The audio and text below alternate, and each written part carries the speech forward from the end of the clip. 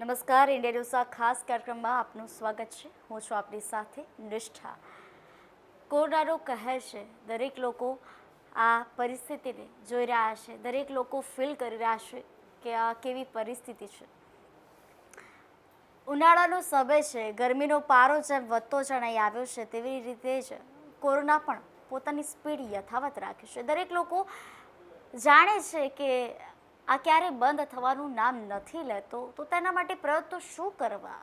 Lockdown આવ્યું 1, 2, 3, 4, ત્યારબાદ લોકોની પરિસ્થિતિ કેવી હશે તેવા અનેક સવાલો લોકોના મનમાં ઊભા થયા છે. દરેક લોકો જાણે છે કે કોરોના આવ્યું છે ત્યારથી જ દરેક લોકો ચિંતામાં ગરકાવ થયા છે કે કોરોના પછીની પરિસ્થિતિ કેવી હશે. જ્યારે પહેલેથી જ આપણી પરિસ્થિતિ બગડેલી જણાઈ આવી છે કે આર્થિક રીતે આપણે દરેક લોકો હાલક ડોલક થતા જણાઈ આવ્યા છે, કારણ કે અર્થતંત્ર આપણું હાલક ડોલક થતું જણાઈ આવ્યું છે. મંદીનો માર તો પહેલેથી હતો, પરંતુ ત્યારબાદ જ્યારે કોરોના આવ્યો છે ત્યાર પછીની પરિસ્થિતિ કેવી હશે તેવા અનેક મુદ્દાઓ અંગે આપણે ચર્ચા કરવાની છે ડૉક્ટર આશિષ પાસેથી. તો તેઓ સીધા આપણી સાથે જ જોડાયેલા છે. તો ડૉક્ટર આશિષ, આપનું સ્વાગત છે અમારા આ કાર્યક્રમમાં. નમસ્કાર મેમ. તો ડૉક્ટર આશિષ, જે મુજબ અત્યારે કોરોનાએ આખા વિશ્વમાં ભરડો લીધો છે, આતંક મચાવી નાખ્યો છે. આપ પણ જાણો છો કે કેવી પરિસ્થિતિનું નિર્માણ થયું છે. લોકડાઉન આવ્યું 1, 2, 3, 4 અને ત્યારબાદ પણ જ્યારે કોરોના થંભવાનું નામ નથી લેતો ત્યારે લોકોની માનસિકતા કેવી હશે તે બાબતે આપનું શું કહેવું છે? સૌથી પહેલાં તો બેન, આપણે જે 4 તબક્કા લોકડાઉનમાં જીવી રહ્યા છે એમાં ક્યાંક ને ક્યાંક આપણે બધું ઘણું સારું મેળવ્યું, પણ ક્યાંક ને ક્યાંક આપણે એક ડરને પણ એન્ટર કરી દીધો છે આપણા દિલમાં. હવે એ ડરમાંથી આપણે બહાર નીકળવાનું છે, બરાબર? કારણ કે જિંદગીને બેન ચલાવવી પડે એમાં ઊભા ના રહેવાય, બરાબર? કોઈ પણ પરિસ્થિતિને આપણે નિર્વાહ કરવા માટે એમાં આગળ વધવું એ આપણો નિર્ધાર હોવો જોઈએ. ને હવે આપણે આ કોરોનાની સાથે આગળ વધવાનો પ્રારંભિક તબક્કો શરૂ થયો છે.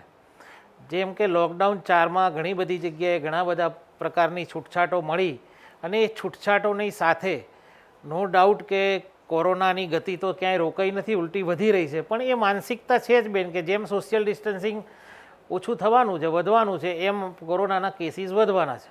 પણ આ તબક્કે આપણે એવું વિચારવાનું રહ્યું કે ક્યાં સુધી બેસી રહીશું. કારણ કે જીવન થંભી જાય ને સાથે સાથે ઘણું બધું થંભી જાય, અને થંભી જાય એની સાથે ફક્ત ને ફક્ત શું આવે તો સ્ટોપ થઈ જાય તો એની સાથે નકારાત્મકતા સિવાય બીજું કશું જ નથી આવવાનું. કારણ કે હવે આનો બી એક લેવલ પાર કરી ચૂક્યા છે આપણે. હવે આપણે આગળ વધવાનો પ્રારંભ કરવાનો છે, ને ઘણી બધી જગ્યાએ ચોથા તબક્કામાં પ્રારંભ થઈ ચૂક્યો છે ને સારી રીતે થઈ રહ્યો છે. દરેક જગ્યાએ અપવાદ તો હોય કે ભાઈ ઘણી જગ્યાએ બધી ભૂલો બી થઈ છે, પણ એ ભૂલોને આપણે ધ્યાનમાં રાખીને ના બેસી રહેવાય, આગળ વધવાનું છે. ને આ તબક્કામાં હવે એક માનસિક આપણે મજબૂત થવાનું છે કે ભાઈ આ કોરોનાની સાથે સોશિયલ ડિસ્ટન્સિંગનું પાલન કરીને આપણી જાતને સ્વસ્થ રાખીને આપણે જ આપણા જાતના ઈશ્વર છે એવું સમજીને આપણે આગળ વધવાનું છે, અને એ શરૂઆત કરવાની છે. જે મુજબ ડૉક્ટર આશિષે જણાવ્યું કે આપણી જાતને મજબૂત કરવાની છે. આપણે જે મુજબ કોરોનાના કહેરની વચ્ચે લડત લડી છે, ત્યારબાદ પણ જ્યારે લોકડાઉન પૂર્ણ થાય ત્યારબાદ પણ આપણે એવી જ રીતે મજબૂત થઈને દરેક લોકો સામે ઊભા રહેવું પડશે. કારણ કે આપણે જીવન જીવવાનું છે, એટલા માટે જ આપણે આ કામ કરવાનું છે.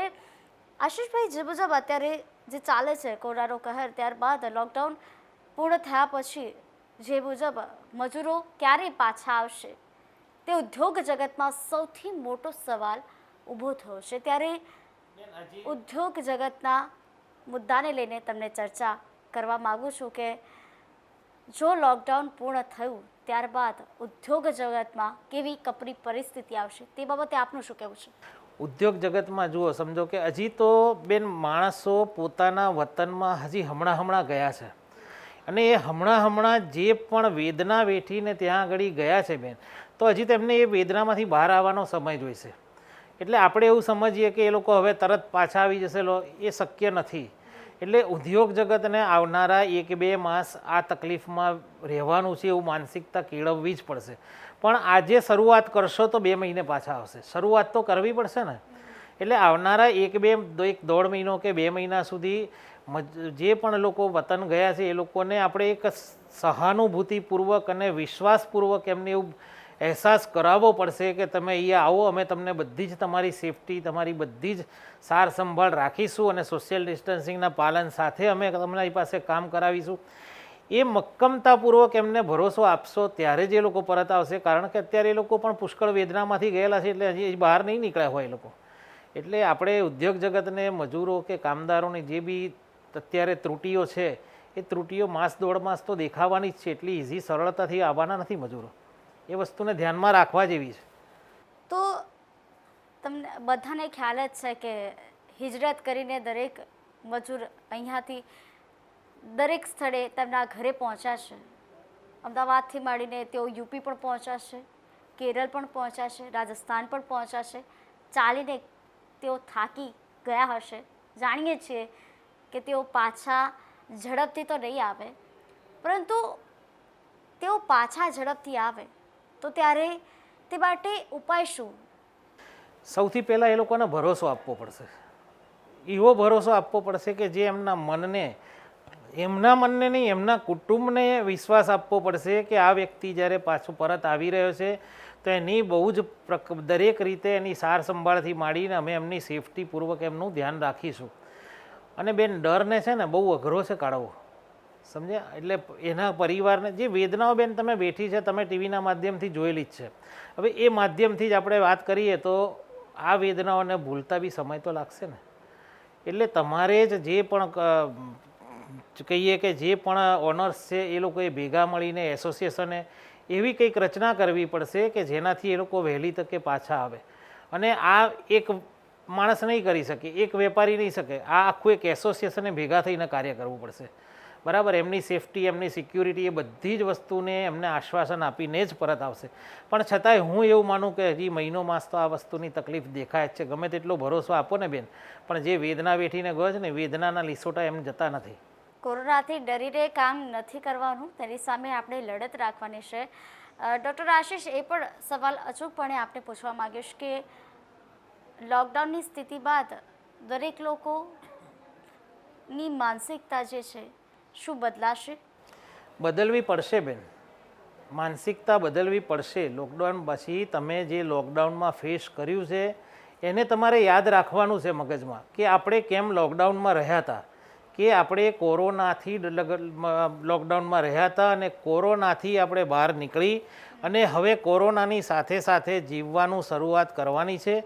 પણ લોકડાઉનના 2 મહિનાને ભૂલ્યા વગર, કારણ કે આપણે તમને કહીએ ને કે નજરબંધ હતા 2 મહિના, એટલે એ નજરબંધના પીરિયડને બી ધ્યાનમાં રાખવાનો કે ફરીથી આપણે એ જગ્યાએ આવવું ના પડે. સમજ્યા ને? એ વસ્તુને મગજમાં રાખી અને આપણે આગળ વધવાનું છે અને આગળ વધવું જ પડશે. આપણે આગળ વધવા માટે આપણે જ સૌપ્રથમ પગ માંડવાનો છે.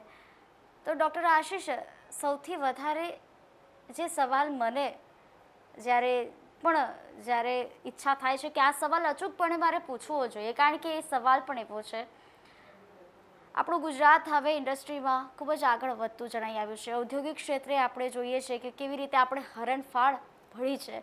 આપ પણ જાણો છો કે કેવી રીતે પરિસ્થિતિ અત્યારે જે કોરોનાનો કહેર છે.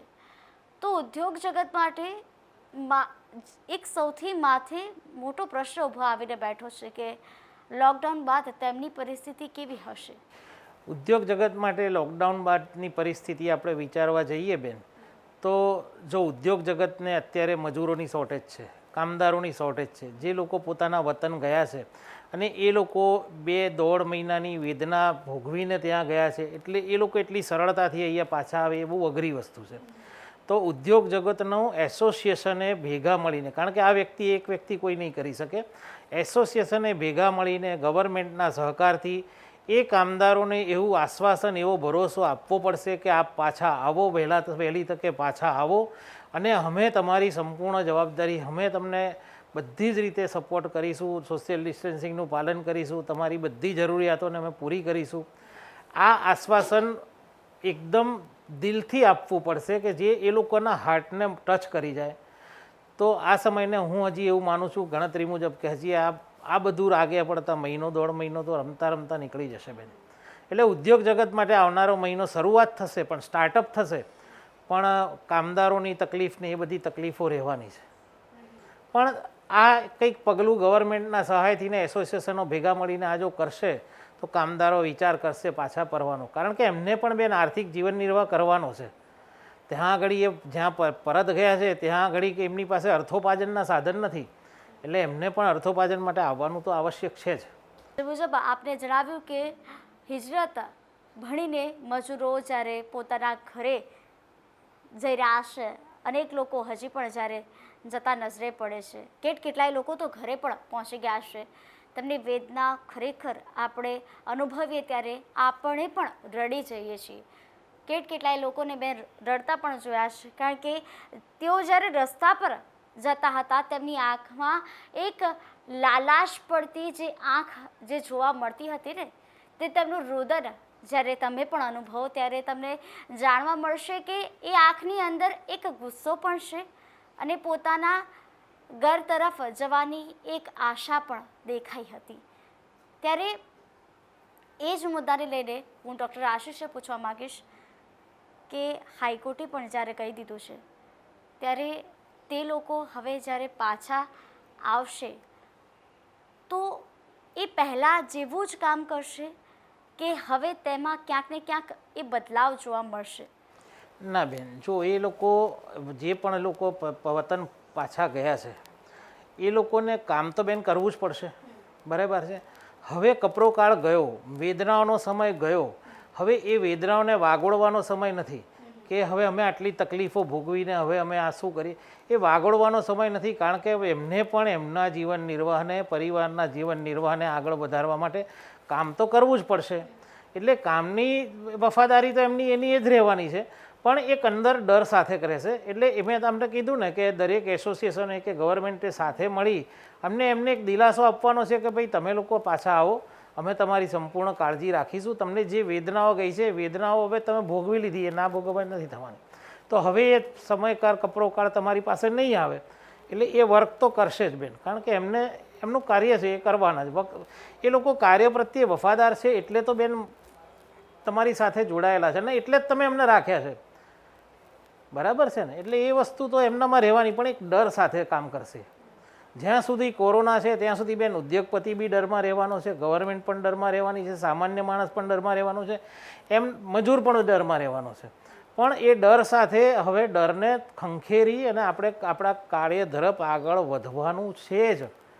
કારણ કે ડર સાથે ક્યારેય જીવાતું નથી, બરાબર ને. કારણ કે ડર સાથે તમે જીવો ને એટલે તમારી કાર્યશક્તિ ઘટી જાય, અને કાર્યશક્તિને ઘટાડો એટલે તમારી પાસે ઘણા બધા બીજા નકારાત્મકતા પરિણામો ભોગવવા તૈયાર રહેવું પડે.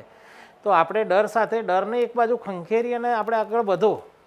કોરોનાનું કામ કરવા દો, બાકી આપણે આપણી જીવનમાં આગળ વધો.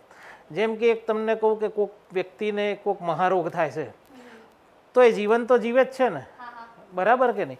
એ જીવન જીવે છે ને મહારોગ સાથે વર્ષોના વર્ષો એ જ લાઈફસ્ટાઈલથી જીવે છે. એમાં કોઈ લાઈફસ્ટાઈલમાં એની પરિવર્તન નથી આવતું. તો આપણે પણ એ વસ્તુને સમજવું જોઈએ. એ માણસને આપણે ધ્યાનમાં રાખીને આપણે આગળ વધવાનું છે. સમયને ધ્યાનમાં રાખીને આપણે આગળ વધવાનું છે તેવું ડૉક્ટર આશીષે જણાવ્યું છે. ડૉક્ટર આશીષ, દરેક સ્થળે અત્યારે ધીમે ધીમે છૂટછાટ આપવાની શરૂઆત થઈ ગઈ છે. 11 શહેરો જે મુખ્ય છે ત્યારે એ 11 શહેરોમાં ક્યાંક ને ક્યાંક ઓછી છૂટછાટ આપવામાં આવશે. તો ત્યારે તે જે જગ્યાએ જે પણ લોકો રહેતા છે, જે 11 શહેરોના જે લોકો છે તેમની વાત કરી રહી છું, તો તેમની માનસિકતા કેવી જણાઈ આવશે?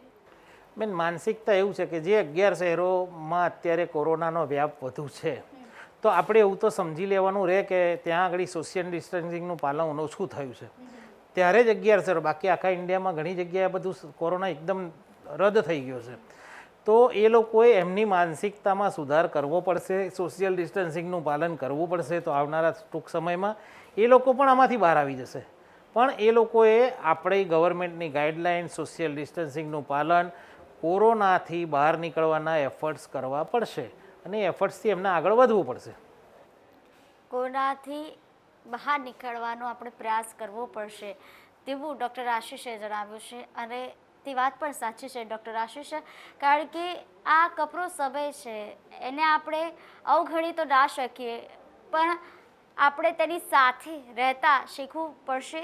જો કે દિલ્હી સરકાર તરફથી તે પણ કહેવામાં આવ્યું છે કે આપણે કોરોના સાથે જીવવાનું શીખી જ લેવું પડશે. જે મુજબ એ પણ સવાલ પૂછવા માંગીશ ડૉક્ટર આશીષ કે અત્યારે કોરોનાએ આતંક મચાવી નાખ્યો છે, તેમ છતાંય ધીમે ધીમે છૂટછાટ આપવામાં આવે છે. તો જ્યારે બસ સેવા શરૂ થઈ ગઈ, ત્યારબાદ ટ્રેન સેવા, ત્યારે આપને શું લાગે છે કે આ બધી જ જગ્યાએ ખરેખર સોશિયલ ડિસ્ટન્સનું પાલન થશે ખરા? બેન જો, આટલી મોટી કાર્યશૈલી, આટલું મોટું તંત્ર જ્યારે એક્ટિવ થશે ત્યારે આ બધાને મેનેજ કરવું અઘરું તો છે જ, પણ આને કોણ મેનેજ કરી શકે? આ તો આપણે પોતે મેનેજ કરી શકીએ છીએ. કેવી રીતે? તો આપણે બિનજરૂરી વગર કામે એકદમ અડીને રહ્યું હોય એવા કામે જ બહાર નીકળવું. બાકી આપણે એને જે વસ્તુથી ચાલે એવું હોય બહાર જવાનું તો એને આપણે સ્ટોપ કરીને આગળ વધવાનું. એટલે તમારે જ સમજવાનું છે કે તમારે કેટલી જગ્યાએ બહાર જવાનું છે ને કેટલું તમારા માટે એ વસ્તુ જરૂરી છે. આ વસ્તુ માણસ વ્યક્તિ વિશેષે જ સમજવાનું છે ને એમાંથી જ તમે બહાર નીકળી શકશો. બાકી આટલું મોટું દેશનું અર્થતંત્ર છે બેન, ક્યાંક ને ક્યાંક બસોમાં તમારું ડિસ્ટન્સ નથી રહેવાનું, એ આપણે સમજીએ છીએ. તો આપણે શું કરવું? તો એને રોકી નથી શકતા, પણ આપણે આપણી જાતને તો રોકી શકીએ છીએ ને. તો આપણે આપણી જાતને વિના કારણે બને ત્યાં સુધી ઘરની બહાર નહીં જવાનું. જેટલું કામ છે એટલા કામ પૂરતું જ આપણે બહાર જવાનું અને એ કામ કરીને આપણે ઘરમાં પરત આવીને પાછું ક્વોરન્ટાઇન થઈ જવાનું. ક્વોરન્ટાઇન થઈ જવાનું મીન્સ એટલે આપણે પાલન કરવાનું આપણે એનું, બરાબર? એટલે એ વસ્તુનું આપણે ધ્યાન રાખવાનું છે, પણ આગળ તો વધવાનું જ છે. આપણે આગળ વધવાનું છે, તમારી વાત તદ્દન સાચી. પરંતુ ફ્લાઇટ્સમાં ક્યારેક જ્યારે કોઈ એમાં સોશિયલ ડિસ્ટન્સનું પાલન ન થાય ત્યારે વધુ મુશ્કેલી આવે છે. આપણે કોરોનાને નોતરું આપી રહ્યા છે તેવું સ્પષ્ટપણે જણાઈ આવે છે. તો ત્યારે લોકોને કેવી રીતે એ સમયમાં પણ રહેતા શીખવું પડશે તે અંગે જણાવો. એ સમયે બેન કેવું છે કે તમે અંદર ત્યાં આગળ ગયા છો તો એવું તમે ના સમજો કે ફ્લાઇટની કંપનીઓ તમને એકદમ છોડી દેશે. એ બી તમને સેનેટાઈઝ કરશે, બધું જ તમને કરીને અંદર જવા દેશે. પ્લેનને પણ સેનેટાઈઝ કરશે. આ બધી પ્રક્રિયાઓમાંથી તમને બહાર કાઢીને જે લોકો બી તમારી સેફટી માટે તનતોડ મહેનત કરે છે અને આપણે પણ પછી ત્યાંથી નીકળીને આપણા ઘરે આવીને આપણી જાતને એ રીતની સેનેટાઈઝ કરવાની ને આપણે એ રીતે આપણે સ્વચ્છતા જાળવવાની કે એ જીવાણું આપણી સાથે ટચ ના રહે. જે મુજબ કોરોનાએ આતંક ફેલાવ્યો છે, દરેક લોકો જાણે છે કે કોરોના યથાવત જોવા મળી રહ્યો છે, ક્યારે તે થમવાનું નામ નથી લેતો. પરંતુ સૌથી કપરી પરિસ્થિતિ અત્યારે આવી છે, તેમ છતાંય લોકો જ્યારે બહાર જઈ રહ્યા છે ત્યારે દરેક લોકો એ પણ નથી વિચારતા કે આપણા નાના બાળકો છે જે આપણને જ ફોલો કરે છે. એટલે આપણે જે પણ વર્તન કરીએ છીએ તેનું સીધું જ અનુકરણ બાળકો કરે છે. અને તમને ખ્યાલ પણ હશે કે સૌથી પહેલાં જ્યારે કોરોનાનો પહેલો કેસ જ્યારે કેરળમાં આવ્યો હતો આશીષભાઈ, ત્યારે જ્યારે સરકારે પણ જણાવ્યું, WHO પણ જણાવ્યું હતું ત્યારે કે તમારે સૌથી વધારે ધ્યાન બાળકો અને વૃદ્ધો પર રાખવાનું છે. તો બાળકો અને વૃદ્ધો તો ઘરમાં રહ્યા છે, પરંતુ યંગસ્ટર્સને બહાર નીકળવું પડ્યું છે કામના આધીન. એ લોકો જેમ કે અમારે મીડિયાકર્મીઓ નીકળ્યું છે, એ લોકોએ નીકળવું પડ્યું છે, ત્યારબાદ સફાઈકર્મી, દરેક લોકોને નીકળવું પડ્યું છે. પરંતુ સૌથી માનસિકતાની અસર પર આપણે વાત કરવાની છે તો વૃદ્ધોની વાત કરવાની છે. આશીષભાઈ, સૌથી નબળું વ્યક્તિ વૃદ્ધ કહેવાય, કારણ કે તેમની સૌથી માનસિક અસર ત્યારે વૃદ્ધ થયા હોય તેના કારણે જ ઢીલી પડી હોય. તો કોરોનાના કપરા કાળ પછી શું તેમનામાં ક્યાંક ને ક્યાંક બદલાવ આવશે? આમાં બેન એવું છે કે સિનિયર સિટીઝનનું બેઝિકલી શારીરિક ઇમ્યુનિટી પાવર ઓછો હોય અને બાળકોનો પણ ઓછો હોય, બરાબર? એના કારણે દરેક વૈજ્ઞાનિકોએ એવું કીધું છે કે આ બે લોકોએ, કારણ કે ચેપગ્રસ્ત જલ્દી થઈ જાય લોકો. હવે આપણે એમના માટે શું કરવું જોઈએ? તો આપણે એમના માટે જે ગવર્મેન્ટે નિર્દેશ કર્યા છે, હુંફાળું ગરમ પાણી એમને પીવડાવવું જોઈએ, આયુર્વેદનો સહારો લેવો જોઈએ. અત્યારે તમે જોજો કે આપણી સાથે બચાવે છે કોણ? તો આયુર્વેદ. ગરમ પાણીનો તમે સહારો લો, હળદરનો સહારો લો, બરાબર છે, ગાયના ઘીનું સેવન કરો. આ બધી જ વસ્તુ તમને બચાવે છે. તો આપણે એ લોકોને એ બધી વસ્તુથી હ્યુમિનિટી પાવર વધે એવી વસ્તુઓ એમને ઇન્જેક્ટ કરવી જોઈએ. એટલે ઇન્જેક્ટ મીન્સ એ લોકોને ફૂડમાં એ રીતનું તમે સપ્લાય આપો કે એ લોકોની હ્યુમિનિટી પાવર વધે, બાળકો અને વૃદ્ધોને. અને સાથે સાથે આપણે યંગસ્ટરે પણ લેવો જ જોઈએ, બરાબર. એટલે દરેક વ્યક્તિને હ્યુમિનિટી પાવર વધે એવી પ્રક્રિયાઓ, એવો ખોરાક, એ વસ્તુનું શરૂઆત કરવી જોઈએ. આ વસ્તુને પહેલી ધ્યાનમાં રાખો. બીજી વસ્તુ, વૃદ્ધ માણસ છે ને બેન, જે લોકો રિટાયરમેન્ટ ભોગવે છે એ લોકો દિવસમાં જરૂરિયાત વગર ક્યારેય બહાર નથી નીકળતા, સમજ્યા? કારણ કે એમનું વૃદ્ધત્વ છે, રિટાયરમેન્ટ લાઈફ જોઈએ છે, એટલે કે દિવસમાં કલાક 2 કલાક એ બહાર નીકળે. તો એ કલાક 2 કલાક એ લોકોનો સમય ખાલી, એટલે એ લોકોને જો એની અસર પણ ઓછી થઈ છે. કારણ કે એ લોકો પહેલેથી માનસિક એ રીતે તૈયાર જ છે કે ભાઈ આપણે ઘરની બહાર ક્યાં જઈએ છીએ, બરાબર. અને જે બહાર ગયા એ ફસાયા છે. એટલે એ લોકોએ ખાલી એટલી જ ધ્યાન રાખવાનું છે કે આપણે જે દિવસમાં 2 કલાક પણ બહાર જતા હતા ને એ બી બંધ કરી દેવાનું છે, અને હ્યુમિનિટી પાવર વધારવાનો છે. એટલે એ લોકો એની મેતે સેફ થઈ જશે. અને બાળકોને તો અત્યારે શાળાઓ બંધ જ છે, બરાબર છે. એટલે બાળકોને દરેક પરિવારે બાળકોની પણ હ્યુમિનિટી પાવર, એમને જે પણ વસ્તુ સારી આપણે ફૂડમાં આપણે કરો સામેલ, એટલે ઓટોમેટિક બાળકો પણ સ્વચ્છ થઈ જશે. તમે જોજો કે બહુ ઓછા બાળકો આમાં સંકળાયેલા છે. બાળકો માટે દરેક લોકો જાગૃત છે, કારણ કે પોતાનું બાળક હોય ત્યારે માતા પિતા જે પણ હોય એ પોતાના બાળકને નિસ્વાર્થપણે પ્રેમ કરતા હોય છે. એટલા માટે તેઓ દરેક દેખભાળ રાખે છે. તમને ખ્યાલ પણ હશે કે 17 મહિનાના બાળકને પણ કોરોના થયો છે. એટલે જન્મતા વેત હજી તો એણે જીવન જીવવાનું શરૂ નથી કર્યું, અને તેવા બાળકે જોકે કોરોનાની સામે જંગ જીતી પણ છે. તો આશીષ ભાઈ, જે મુજબ કોરોનાએ ભરડો લીધો છે, દરેક લોકો જાણે છે કે એ જાણે હુંફાળા મારી રહ્યો હોય તેવું લાગે છે. કારણ કે માથે ચડીને કોરોના ધૂણે ત્યારે દરેક લોકોને એવું લાગે છે કે આ ક્યાંથી આવ્યું, બરાબર છે. તેમના ઘરની આસપાસ હોય ત્યારે વધારે એ લોકો ટેન્શનમાં આવી જાય છે. પરંતુ સૌથી નબળું વર કે જાણે બાળકોનું કહેવાય છે, તે પણ જેમ કે વૃદ્ધો જ્યારે વૃદ્ધ બની જાય છે, કોઈ પણ વ્યક્તિ જ્યારે વૃદ્ધ બને છે ત્યારે તેમનું મન ક્યાંક ડોલક થાય છે. અને તે મુજબ હજી તો બાળક છે એવું જ કહેવાય છે કે હજી ફૂલ છે, હજી એને ખીલવાનું છે, ધીમે ધીમે હજી મોટું વૃક્ષ થશે, બરાબર છે. તો મેં પણ જોયું છે કે જ્યારે બાળકો રમતા હોય છે ત્યારે તે કોરોનાના કેસોની વાતો કરે છે, બરાબર છે. તો લોકડાઉન બાદ તેમનામાં કંઈક બદલાવ આવશે. સૌથી પહેલું, મેં ગઈકાલે પણ એક એપિસોડમાં આપને કીધું હતું કે ઘરમાં કોરોનાના પ્રોગ્રામો જોવાનું બંધ કરી દો, બરાબર. એટલે બાળકના મગજમાં છે ને આખો દિવસ કોરોના હેમરિંગ કરવાનું બંધ કરી દો. એટલે બાળક થોડુંક એની પ્રવૃત્તિઓમાં જોડાયેલું રહે. હવે તો જો શાળાઓએ પણ ઓનલાઈન શિક્ષણ ચાલુ કરી દીધું છે, એટલે બાળકો એમાં પણ થોડા પ્રવૃત્ત થયા છે. અને બાળકોને એમની રમતગમત તરફ ડાયવર્ઝન કરવાનું કામ માતા પિતાનું છે. અને એ જ તમે કરો એટલે બાળકના કુમળા મન પર એની અસર નહીં થાય, અને બાળક એની રૂટીન જિંદગી જીવવા મળશે. તદ્દન સાચી વાત છે કે જ્યારે બાળક હોય છે તેમના પર વધારે અસર પડે છે, કારણ કે એ જ માતા પિતાને ફોલો કરતા હોય છે. એટલે તે પણ તેમની પણ વાત સાચી છે કે મા બાપે પણ કોરોનાના કેસોની થોડીક ઓછી વાતો બાળકોની સામે કરવી જોઈએ, કારણ કે તેમની માનસિકતા ત્યારે કોરોનાના કહેરની વચ્ચે જો જીવવા લાગશે તો તેમનામાં એક ડર આવી જશે. અને હંમેશા ડર એ સૌથી મોટો દુશ્મન કહેવાય છે. વ્યક્તિ માટે તો ખરેખર એ દુશ્મન કહેવાય છે, કારણ કે જો ડરની સાથે જીવ્યા તો ગયા તે જ કહેવાય છે.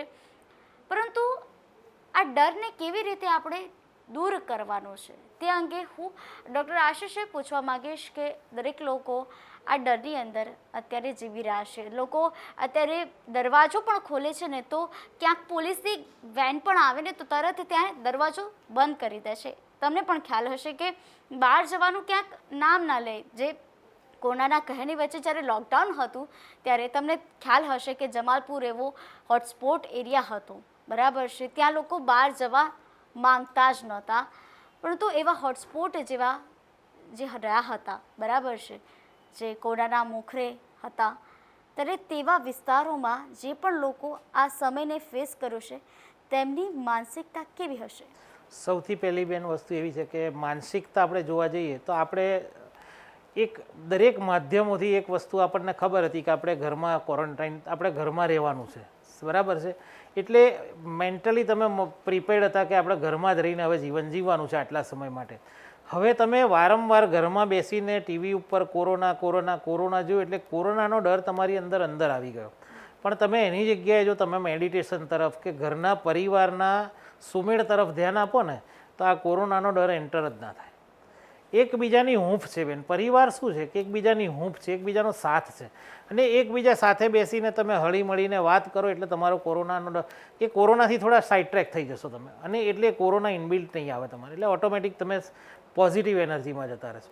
સૌથી અગત્યની વસ્તુ એ છે કે આપણે આ સમયમાં પરિવારનો સુમેળ જોયો છે, પરિવારનો સાથ મળ્યો છે, તો આને અનુભવો અને એને આનંદથી જીવો, ડરને એન્ટર ના થવા દો.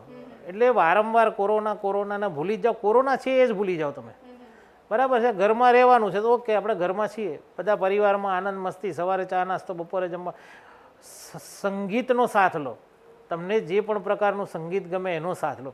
ટીવીમાં એકલા કંઈ ન્યૂઝ જ નથી આવતા, બધી ઘણી મનોરંજનની વસ્તુ પણ આવે છે, એ મનોરંજન તરફ ડાયવર્ઝન થાવ તમે, અને એ ડાયવર્ઝન જ તમને આમાંથી બહાર કાઢશે.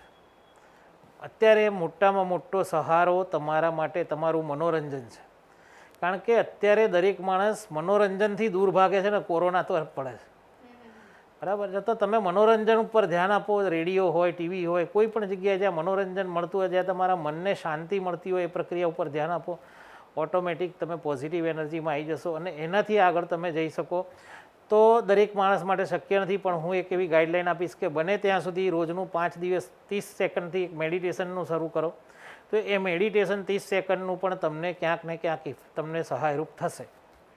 જે મુજબ દર્શક મિત્રો, ડૉક્ટર આશીષે જે મુજબ આપને જે પણ માહિતી આપી એ ખરેખર તમારા માટે જ છે. મેડિટેશનની વાત તેમણે જણાવી, તમે મનોરંજનના સાધન શોધો.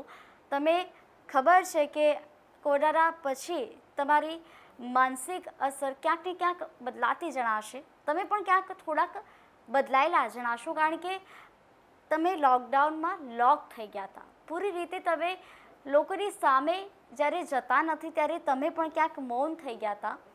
પણ ખબર છે કે આપણે કોરોનાના કહેરી વચ્ચે જીવવાનું છે, કોરોના ક્યારે ભાગવાનું નથી, તે બધી જ બાબતો આપણે જાણીએ છીએ.